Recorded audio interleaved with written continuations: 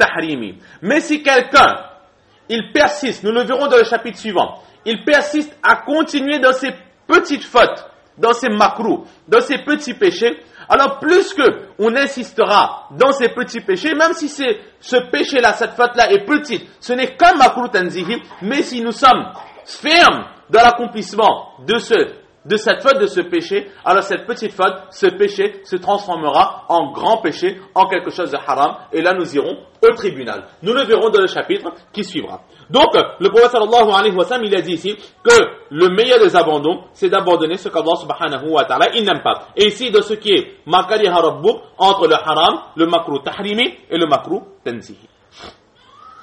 Ensuite, il pose une autre question. Il dit, Fa'yul jihad afzal, quel est le meilleur des sacrifices? Alors là, le prophète sallallahu alayhi wa sallam, il dit, c'est celui dont le cheval a été tué et son sang a aussi coulé. Le meilleur des sacrifices ici, le prophète sallallahu alayhi wa sallam, il dit, c'est le sacrifice où notre corps aussi souffre et nos biens aussi souffrent. Ici, que son cheval a été tué, c'est-à-dire qu'il a eu une perte. Dans ses richesses, il a eu une perte. Et son sang a coulé, le sang du combattant a coulé, il a eu des difficultés physiques. Le meilleur des sacrifices pour Allah subhanahu wa ta'ala, ce n'est pas simplement de dire que moi, j'ai donné tant de richesses dans le chemin d'Allah subhanahu wa ta'ala. Certes, cela est très bien.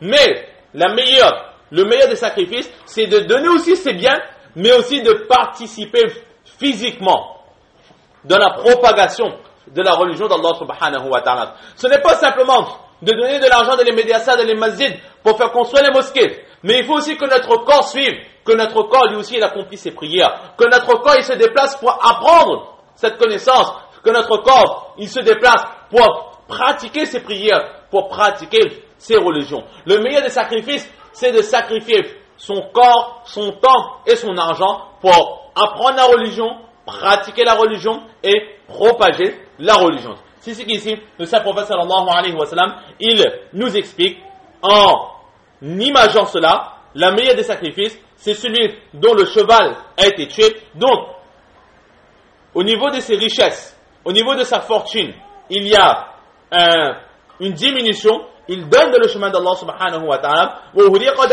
et que son sang a coulé, qu'il a lui-même physiquement participé dans ses œuvres et dans ses actions. Ensuite, il continue, il dit, dans les 24 heures de la journée, quelle est la meilleure des périodes? Et là, le prophète sallallahu alayhi wa sallam, il dit que la meilleure des périodes, c'est le milieu de la dernière partie de la nuit. Nous avons la nuit, nous pouvons la découper en 3 parties. La première partie de la nuit, c'est le moment où l'heure de Aïcha, il entre. Par exemple, là, en ce moment, prenons un exemple où l'heure de Aïcha entre à 8 heures. Alors, nous dirons que la première partie de la nuit, c'est de 8 heures jusqu'à, par exemple, minuit. Ensuite, la seconde partie de la nuit sera, par exemple, de minuit jusqu'à 3 heures du matin, 3 heures, 3 heures et demie. Et la dernière partie de la nuit sera, par exemple, de 3 heures du matin jusqu'à 6 heures du matin. Et la meilleure partie, c'est dans cette dernière partie de la nuit, plus précisément, au milieu, on va dire par exemple, à 4 heures, 4 heures et demie du matin. Là, c'est la meilleure partie de la nuit. Pourquoi? Parce que tout simplement, la meilleure partie de la nuit, la meilleure des périodes, c'est-à-dire pour adorer, pour vénérer Allah subhanahu wa ta'ala. Cette dernière partie de la nuit là, elle est la meilleure partie de la nuit pour pouvoir vénérer Allah subhanahu wa ta'ala. Pourquoi? Parce que c'est une période où la majorité des êtres humains dorment. Étant donné que la majorité des êtres humains dorment, si nous voulons vraiment adorer Allah subhanahu wa ta'ala à ce moment, il y aura le calme. C'est avec beaucoup de calme, avec beaucoup de tranquillité, avec beaucoup de repos que nous pourrons vénérer Allah subhanahu wa ta'ala. De plus, étant donné qu'il n'y a personne pour nous voir, nos actions seront protégées, préservées l'ostentation. Et l'ostentation, nous l'avions déjà vu, c'est un péché très grave. Dans le Coran, Allah subhanahu wa ta'ala dit, yura'una an-nas, les personnes qui accomplissent ces prières pour montrer aux autres. Alors ces personnes-là, ils sont dans la perdition et ils seront punis, châtiés au jour de la résurrection par Allah subhanahu wa ta'ala. Allah subhanahu wa ta'ala nous en préserve de cette ostentation. Accomplir, non pas pour Allah, mais que pour les autres, voir, disent que nous pratiquons. Nous l'avions déjà vu aussi précédemment que le prophète sallallahu alayhi wa sallam, il a qualifié cette ostentation comme l'association cachée, le shirk et khafi. Exactement comme associer Allah à des divinités est interdit, de la même façon, associer Allah dans les adorations, cela aussi est interdit. Et dans l'ostentation, nous associons Allah. Car associer veut dire partager. Et là, cette adoration, ce namaz que nous faisons, lorsque nous le faisons avec ostentation, alors une partie c'est pour Allah, pour vénérer Allah, mais l'autre partie c'est pour que les autres voient, pour pouvoir nous-mêmes être fiers, être élevés, se remplir de fierté et être honorés par les autres. Donc l'adoration n'est plus vouée à 100% à Allah subhanahu wa ta'ala. C'est ce qu'on appelle, le prophète sallallahu alayhi wa sallam, il a qualifié d'association cachée. Et cela est strictement haram en islam. Et justement, de cette dernière partie de la nuit, si nous adorons Allah subhanahu wa ta'ala, alors nous serons justement préservés de cette ostentation, étant donné qu'il n'y a personne pour nous voir. De plus, dans cette dernière partie de la nuit, c'est là où le sommeil, il est le plus lourd. Nous sommes dans un profond sommeil. Le sommeil, il est le plus lourd et c'est le moment le plus dur pour se réveiller. Nous pouvons voir un exemple très simple. C'est qu'une personne est malade. La personne est malade. Au début de la nuit, elle dit que je ne me sens pas bien, je vais essayer de dormir. Elle va avoir un petit sommeil, mais ce sera un sommeil très agité qui ne le reposera pas.